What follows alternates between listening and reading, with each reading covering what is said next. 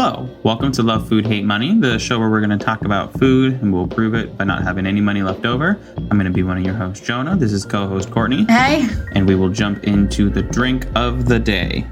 This drink is a gift that we got from Mr. Drew Anderson. One thing that we didn't talk too much about is that he's a pretty avid tea drinker. He got us this tea, I think from a trip to Tucson, if I remember correctly. And this is a Chinese name, so I'm going to mispronounce it. Baxian, which is Ada Moral's Rock Boulon tea. He gave this to us a long time ago. Very old. And I put it away for safekeeping. And by that, I mean I hid it from myself. And it resurfaced recently, so we bought a little loose leaf tea brewer, and that's what we're drinking. It's really good. For as old as it is, I would think it would almost have more like musty. I think that's more or less the purpose of tea in general, is that drying process sort of preserves it. Yeah. Which there is a freshness window still, but I think yeah, you can get away with it much more than you can get away with coffee. Yeah, it's not, you don't have to worry about the oxygen destroying it nearly as much as with like a coffee, where it kind of will go past its prime and then some real quickly, because this is, again, old. Sorry, Drew, long time, but appreciated. It is really good. It's subtle. I like, I was going to say oolong, but it says oolong. I'm not sure. I like this style of tea. Yeah. It's a little bit herbal, but sort of has like a natural sweetness to it that's really pleasant. Yeah, I find that I like most hot tea, but I just don't get to drink it as often as I would like, especially the nice stuff. Like, obviously, if you've listened to a few episodes, you'll hear that we drink Private Select, fancy ass tea bags. Most select tea from Fry's. Every so often. Very private. But actually getting to like sit down and enjoy real tea is really fun. It's a good experience. I think it's nice as well, because there's a sort of like zen state of like making it where you just, bring up the water, let it steep, pour it, don't drink the dregs. We started watching Outlander. In the first episode, she reads the tea leaves for the main character. Are you going to read the tea leaves for me? Yeah, that'll be the highlight at the end, where the Patreon content that we're teasing is me being a witch. No, we do have a witch that's going to be on our podcast here very soon. So yes, we should have asked Angel to read some tea leaves for us. It was a missed opportunity. She probably did curse us, though, so we have that to look forward to. She put a spell on us.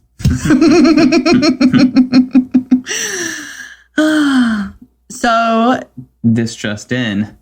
Breaking news hour. Oh, no. Breaking news half hour. Yeah. All the news that's relevant to us today. So we're back in the newsroom. We really, really enjoy reading articles about food, whether that be news stories, whether that be here's the latest, greatest fad. If you listen to our other newsroom episode, we like the comedy of it. So many good headlines. So the first one I have for you today, a study finds link between belief in food safety myths and illness. Oh, I scrolled by that article and I thought that sounds a little bit too QAnon-y. That one, without actually reading it, I imagine it's just like, the placebo effect is real. So this is from foodsafetynews.com. And for all of our food safety. Yeah, for our food safety news. And what this article is talking about is that many people in the UK, Germany, and Norway believe in food safety myths, but these beliefs also cause them to be at a higher risk for foodborne illness. Like what myths? Specifically, they believe that vegetarians don't get food poisoning. They apparently have not been to a U.S. Chipotle. Because the E. coli outbreaks out here are ravenous. I think we mentioned that last week when we were talking about Arizona farms. E. coli is a big issue with romaine lettuce specifically. So I think that's really funny. White or brown rice? Shit or no shit lettuce? This article, which came out today, it says the largest links were observed for beliefs about eggs, such as storing them at room temperature and eating raw eggs to cure hangovers. Raw eggs to cure hangovers is a good one. That's using wooden cutting boards. What's the myth on that one? Just that it harbors bacteria? They just aren't cleaning them properly. Oh, you should probably clean any cutting board. Which we were just talking to a friend who didn't realize that, like, because they had grown up using wooden cutting boards, that cutting meat on a wooden cutting board is actually a big no-no. Yeah, I mean, if you're not high chance likely to die, but you might get sick more often than others. Right. Especially if you don't clean it right. There's also the belief that chili, wasabi, and marinades kill bacteria. Ooh. That person's like, hurts my nose. Hurts the microbes. And then also the belief that eating dirt and having diarrhea is good. It cleans out the stomach. If you've ever had diarrhea, you probably don't agree with that. I mean, I guess I've had diarrhea before and felt cleared out, but I don't. That's more of just like a.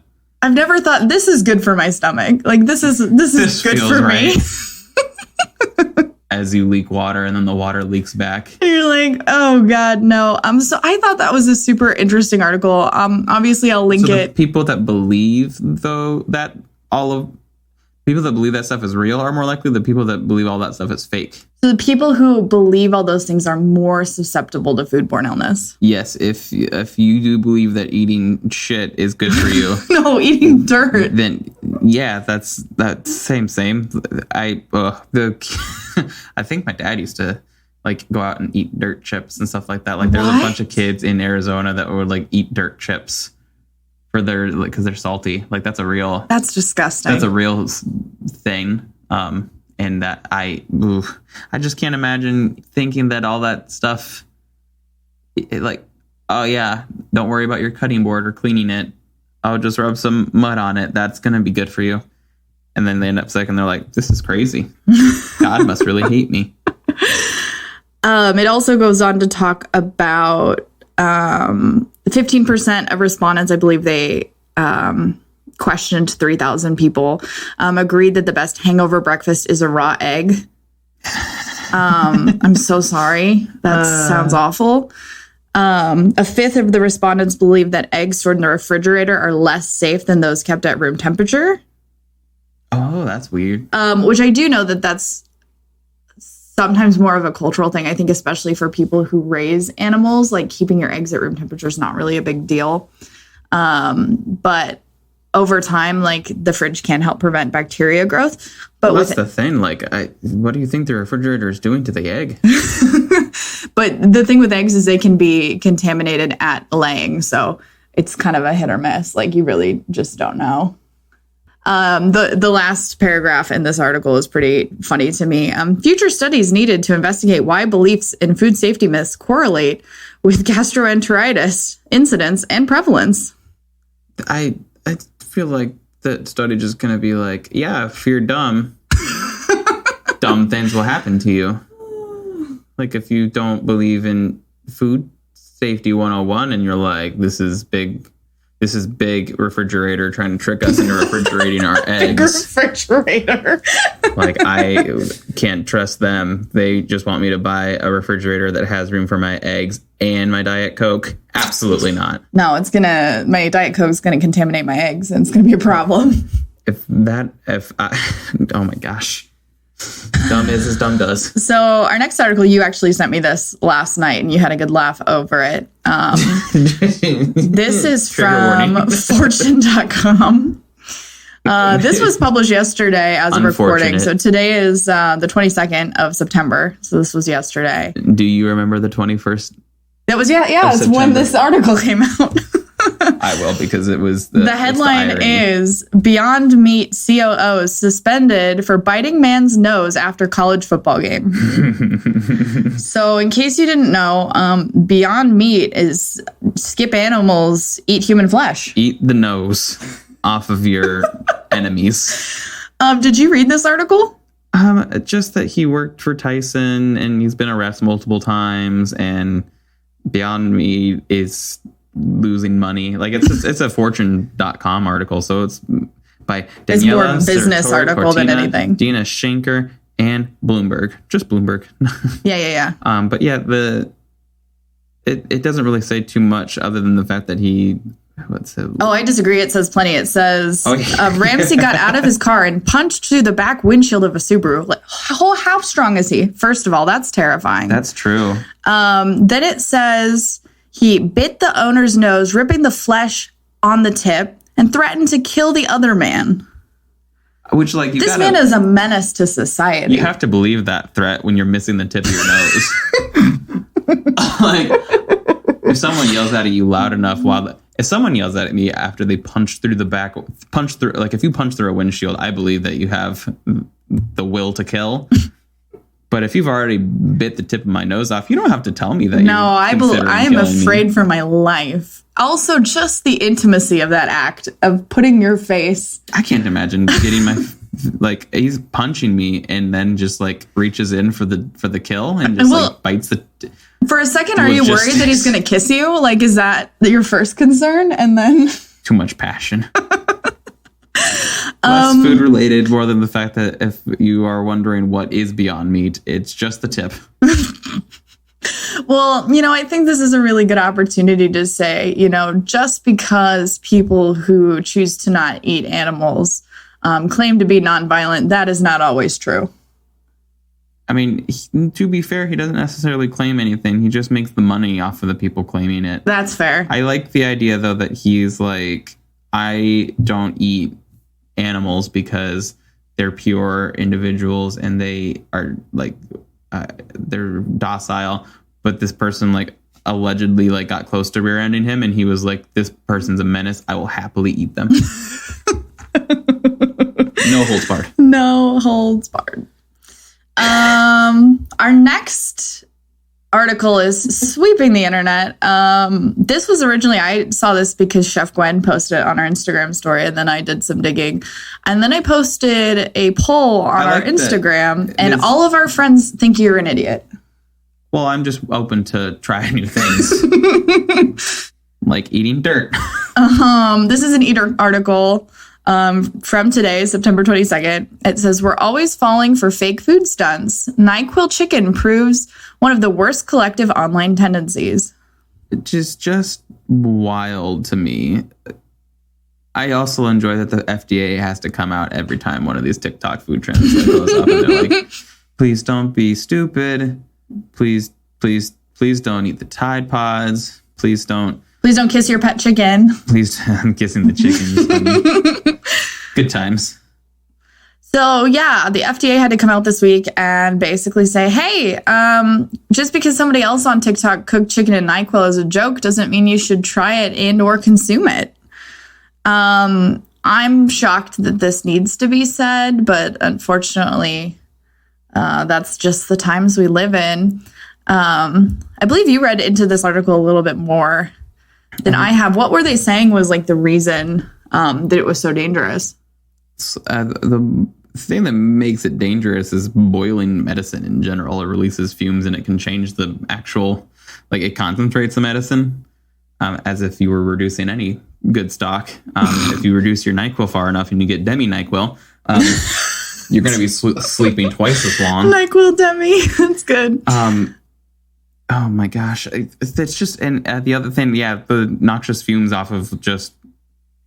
Isn't there a dangerous like drug that uses cold medicine? Like you cook it down and it turns into like, I don't know anything about drugs, but like meth or something? Like, isn't that? I don't know.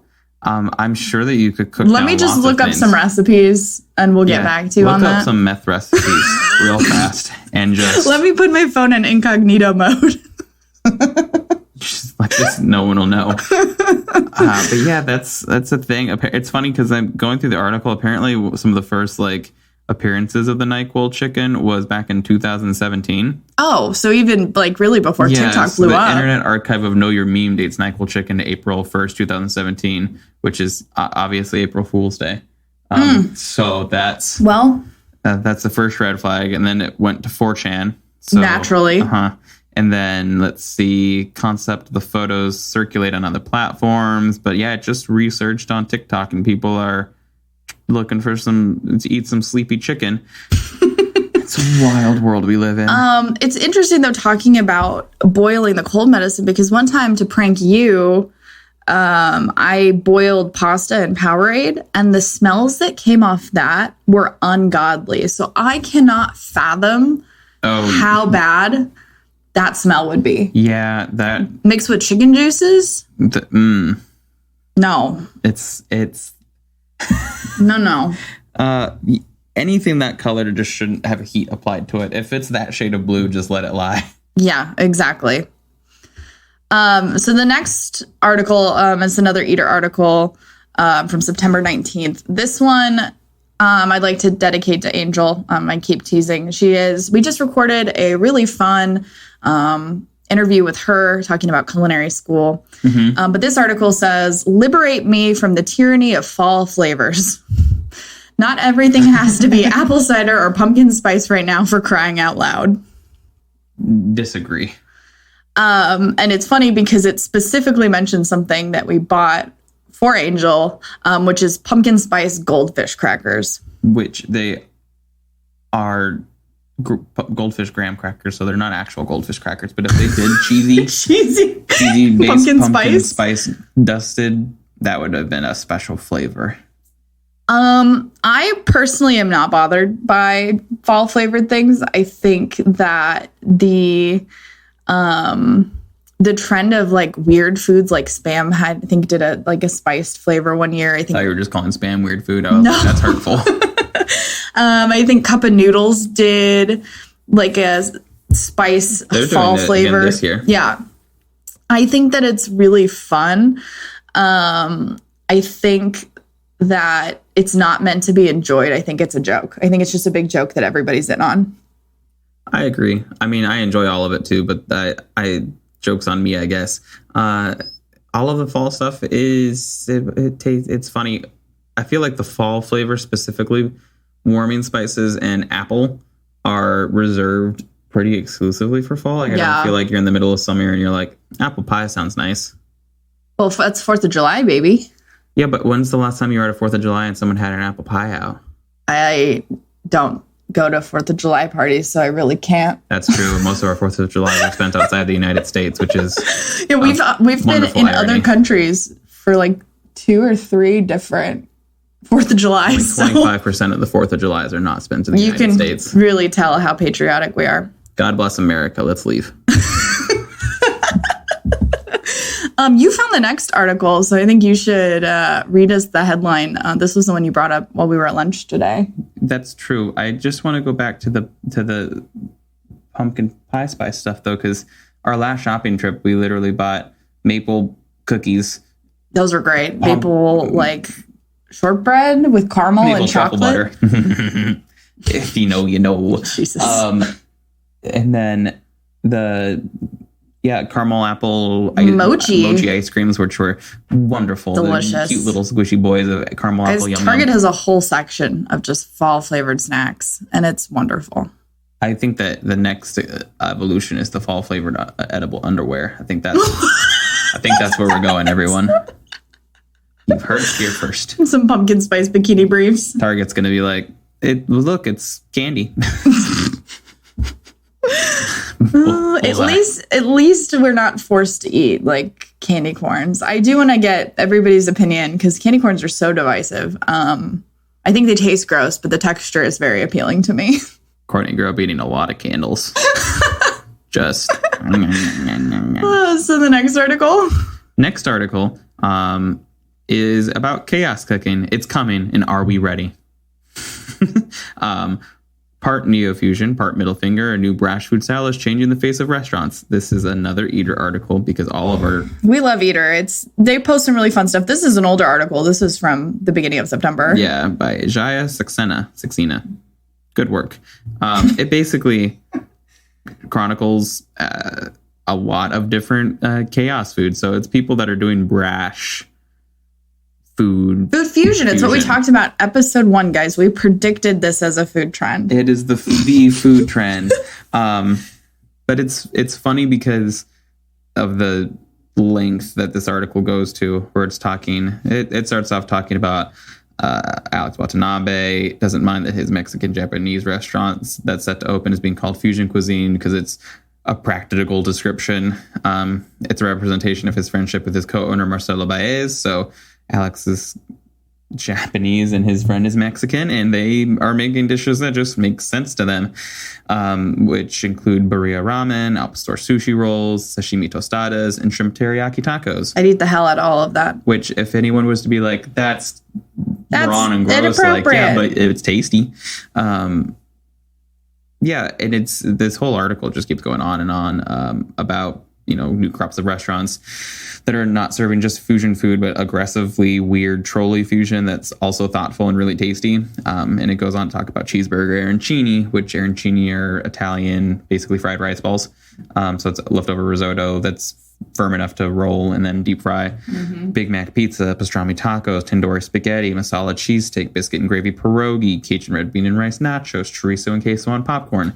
And that one doesn't work. I don't know how you would put chorizo and queso on popcorn without the popcorn just getting like soggy and gross. I would eat it still though. And also the popcorn just would be like, it's just a different shape of the corn. You would eat that on a tortilla anyway. Yes. That's true. There was one really great quote you read from this article to me at lunch that I think is definitely worth noting as well. Yeah, it's from Avish Naran, who they talked to in this article from the Pija Palace, which is an Indian sports bar in LA. And it goes on. It's pretty lengthy. I don't want to quote the article quote for quote, but it's a direct quote from him. It says, diners need to just start understanding that we're cooking our experiences and not our ethnicities. And I thought that was really profound because there's when you're talking about the fusion food and, this is Italian food, but done in a Japanese minimalistic style, like that's all very nice as well. But in the United States, I feel like it's, we call ourselves the melting pot. We have this crazy fusion cuisine, but we have people in our world that are like, okay, you were born in South Korea and adopted by white families, but you're expected to cook Korean food when you're here in the United States. Like, hi, Donnie. Well, yeah, we just talked to him a little bit about that the other day. But yeah, this idea that you have to almost like cook your skin tone in a sense is kind of absurd because that's not necessarily people's experience. So I think it's really fun to see people embrace that. And I think the food that's going to come out of it's just going to be awesome. Right. It's all good food. And it's at the end of the day, like you would rather have something that is someone's experience, like their experience is going to be the most authentic thing that they have. So if, let's use me as an example, a pasty little fast food boy, like I grew up eating a ton of fast food. So if I was going to be authentic in what I was making, it would be super sloppy cheeseburgers and other random fast food items that would be elevated versus like, I don't know, my Scottish heritage. I'm not just going to go around and start slinging haggis because hundreds of years ago, I had Scottish ancestors. Like I've not had haggis. It doesn't track. I'm not going to make it good. And I think something that has really inspired us both recently, we've been watching Street Foods on Netflix. That's what it's called, right? Series, Street Foods USA. And then we're going to start Street Foods Asia, which I think was the first one. Yeah. Just seeing how people take the ingredients around them and infuse their own traditions and beliefs into what they're cooking is just so inspiring. And I can't recommend that show more. I think it was 6 episodes? The USA one was 6 episodes. I think there's 8 or 9 for Asia. And it's from the same people that do Chef's Table and all the other, like it's the same executive producers and beautiful footage, great editing, and really awesome storytelling. Yeah, good storytelling. It's really fun to see the people's stories, and like a lot of the stuff is again just this sort of brash fusion where it's this is like the food that I actually eat though. So yeah, this is what I would cook at home. Because your heritage would be what, European and Lebanese, like and Syrian, yeah, and Syrian. And well, what's interesting about that is I did grow up eating a lot of traditional foods. So for me, it would be another like weird fusion of like Middle Eastern food and biscuits and gravy. How would that? What would we make out of that? What would Middle Eastern biscuits and gravy be? I think you'd have to start with like kibbe or something as like your meat, kibbe or like a gravy. gyro biscuits and gravy. I'd be down for that. Would it just all be in like a flatbread? Just gravy flatbreads. One of my favorite things, I don't know if the place is still open in Mesa, but they were doing a Euro pizza that was like On a flatbread, yeah. to die for. It was so good. I wonder if that place is open. We'll have to look into that. My last article for you. There's one more? I thought that was the last article. No, I have one more for you. Trigger warning. I'm already triggered. This is your brain on food porn, a new study reveals. This is a Bon Appetit article. Oh, boy. Not Bon Appetit. Condé Nasty. I know, but it's a really interesting article. The byline is, scientists have found that your brain reacts specifically to that extreme cheese pool or a bowl of soup. What's the specific thing? Is it just like same as an orgasm for real? Daddy So, according to this article and a recent study from scientists at Massachusetts Institute of Technology, MIT. It's all spelled. I'm reading the article, man. So you're saying you know how to read? I can read sometimes. They found the tiny nerve cells that basically respond to food videos kind of by accident. So what they're saying is that food-specific neurons live in the visual cortex, part of our brains, that process the information relayed from the eyes and fire in response to food photos. So like we are hardwired to just be like, yummy. I can't look away. That looks so good. Well, yeah, I feel like that's literally any animal. I mean, good for them for studying it, I guess. Use those taxpayer dollars. But like, I feel like none of these people owned a dog.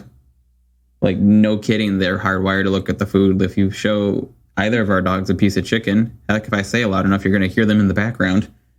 Like, that's true. They will get very angry if you start talking about chicken too loudly. And Kyrie specifically will like lock onto food and just start drooling, like full on Pavlov's dogs. So like, yeah, of course the visual cortex and food are super related. Like if you know that thing is yummy, you're immediately like, hello. But here's where we get into the specifics. Nitty gritty. A slice of hot, cheesy pizza hits the neurons different. Images of cooked and processed meals elicited stronger brain responses than raw fruits and vegetables. That's a given. That's obviously, if you show me a gooey pizza or celery, I'm going to have a stronger hard-on for the pizza, as it were. But it gets funnier to me. So then it says... and the scientists were able to confirm that edible items specifically arouse the brain activity by pitting similar shaped or colored images against each other, like a banana versus a crescent moon or a chihuahua next to a muffin. So if you've ever seen, you've seen these, right? These photos of where it's like fried chicken next to golden doodle puppies. Okay, yeah, okay. Or bagels next to Kyrie used to sleep like a little bagel. Yeah, I mean, she still does sometimes if we put her in that position. So the good news is your brain only gets aroused by the food and not the dog that looks like a food. So I guess that's points for humanity. Do you think that the Beyond Meats guy saw that one person's nose and was like, yummy? I don't even want to guess what was going through that man's mind. I don't think he's okay. I like how they had the amount of, it's somewhere between like good for them, but also why? Because like to just show, I imagine at least 100 people were involved. Could you imagine being one of the 100 people involved that was like, here's a picture of a golden doodle. Here's a picture of fried chicken. Thank you for your time. And then they're like, I wonder what that was for. And then MIT comes out and they're like, we've just discovered that people are more likely to salivate when looking at fried chicken than dog heads. And they're like, wow. What did we expect that outcome to be? This article also says more research will be needed, but the findings may also is always needed. Yeah, that is the takeaway on any study. But it may also indicate whether a person likes the food they're seeing, how familiar they are with it, or how nutritious or not the food is. So they're really trying to see like what our brains recognize. I think we're much more simple creatures than that, and we just go, "Ooh, yummy!" And I don't think it's deeper than that. I think there has to be a certain degree of familiarity with the food, though, because I don't think that if you don't have the context for gooey cheese dripping off of a pizza, it's going to look different than something else gooey dripping out of your ass. Like that's. Thanks for that. Thanks for that imagery. Like I've context 100% has to drive. a lot of that base instinct, because it's the same thing if you teach a kid that food is good or gross. Like if you tell kids like broccoli is gross and then you give them broccoli, yeah, it's gross to them. Like that's a very much a learned through trial and error or just taught scenario. I think further studies are needed. Further studies are needed. We're gonna go round up all of the babies we can find and try to teach them. Tell half of them are broccoli are good and half of them that broccoli are bad, and we're gonna see if that does anything. The children of Tempe have never been so aggressively approached with broccoli. We're going up to playgrounds like, hey kids, you want to try some broccoli? You want my yummy broccoli? You want my disgusting broccoli, Danny? Oh God. But that's all I had for you today. Yep. And on that note, there's There's a man with a van at the park with broccoli. Let's go see what that's about. It says it's yummy. Thank you for listening to Love Food, Hate Money. This podcast is edited by John Watkins of Feathered Fiction Studios. He also does our original music. We are still selling merch. I swear I'm working on the Patreon. Don't ask me about it. It needs so much information, and I have a culinary degree, not an English degree, so bear with me. But she can read the Massachusetts Institute of Technology in its full name, not just the 3 letters that we know by. Any other things? Any updates? Connect with us on social media. We're on all of them. We just fixed our YouTube so that it will have, I think it has everything except episode 8 because I've been having issues with our podcast hosting platform, but we're going to get that fixed. And my grandma wants us to start doing video episodes, so I guess we're going to do that. Hi, Grandma. You're welcome. Yeah, I think that's our episode. Yep. Thanks for everyone involved. Thanks for talking. Nope. I guess I can thank you for talking to me. Oh, you're welcome. Thanks for talking to me. Yeah, you're welcome. Thanks for listening, everyone. And bye. Bye. I made a mess.